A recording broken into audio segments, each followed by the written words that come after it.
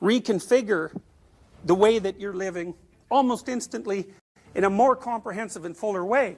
But more common is the traumatic response, which is when the presuppositions of your world are shifted dramatically and you fall into the surrounding chaos. Then it's so hard on you that, you know, it actually does you psychophysiological damage.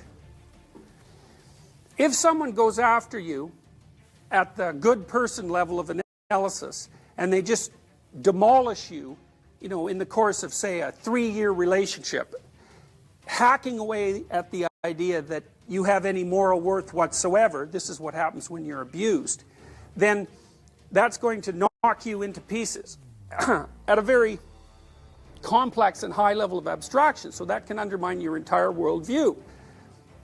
If the person instead helps you retool the little behaviors and the little microstructures that make you up, and if you're willing to participate in that, and if you're open to corrective feedback from the world, then you can continually adjust yourself at a small level, and then that makes the things in the hierarchy a little higher, a little healthier, and then that makes the aggregation of those things a little higher in the hierarchy a little healthier and a little more complete.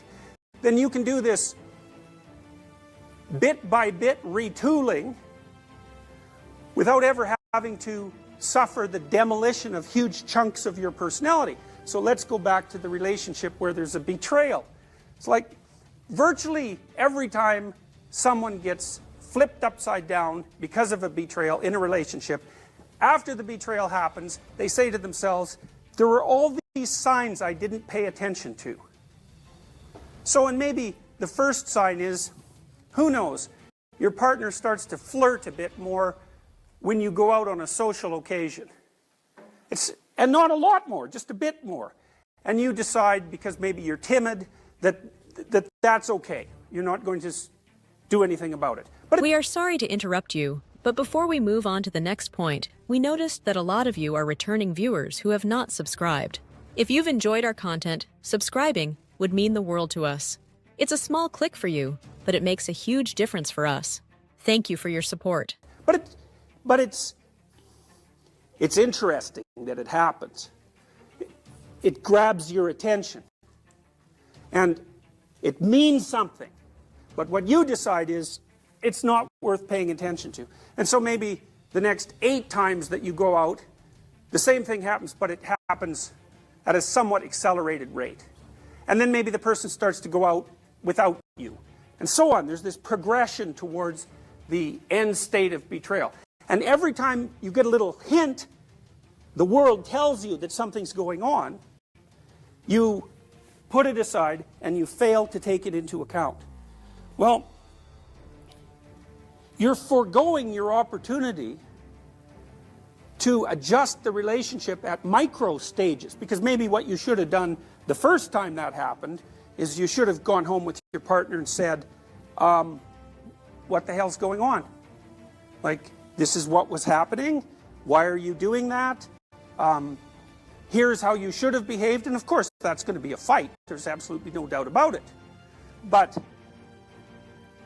it might be a micro fight instead of a the relationship is over fight. And in order to keep a relationship healthy, it needs to be retooled at micro levels constantly. And the same is the case with your own character. When you encounter something that's unexpected, especially if it's small enough to handle, you need to extract the information from it, rebuild the world, and rebuild yourself. And then maybe if you continue doing that, every time you get evidence of an anomaly or an error, or every time the world manifests some meaning to you, then you won't have to fall apart, because the structure that constitutes you is going to remain viable and healthy from the bottom up. And if you don't do that, then those errors are going to accumulate, and when they finally do manifest themselves as unavoidable, like when your partner says, I don't want to be with you anymore, or I've been with someone else for the last year, there's no ignoring that, then the whole thing comes crashing down. You're no longer in a relationship, you're no longer in a good relationship, and then all the other things become questionable. So, meaning manifests itself so that you can retool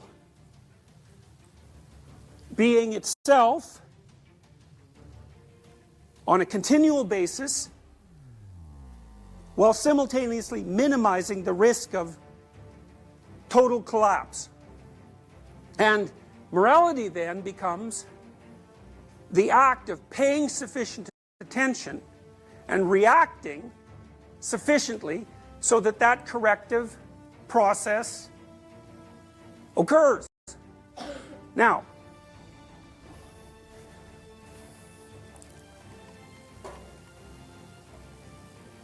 so you're inside one of these. You're going from point A to point B.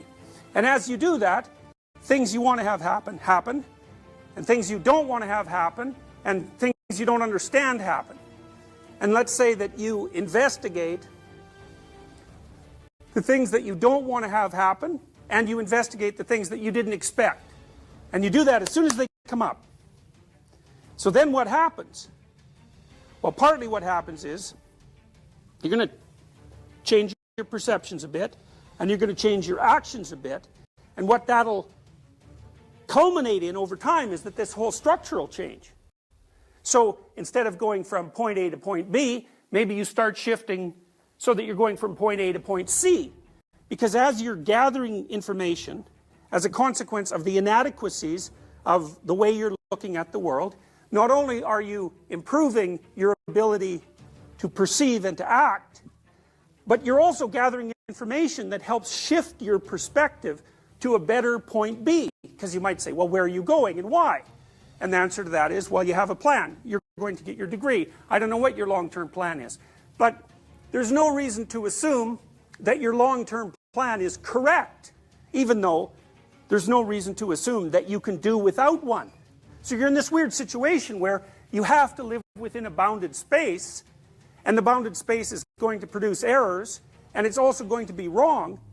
But at the same time, if you use the bounded space, then you can transform it continually across time, even what it's aimed at, and you can minimize the probability of precipitous collapse. What do you guys think? Have you ever been in this situation before?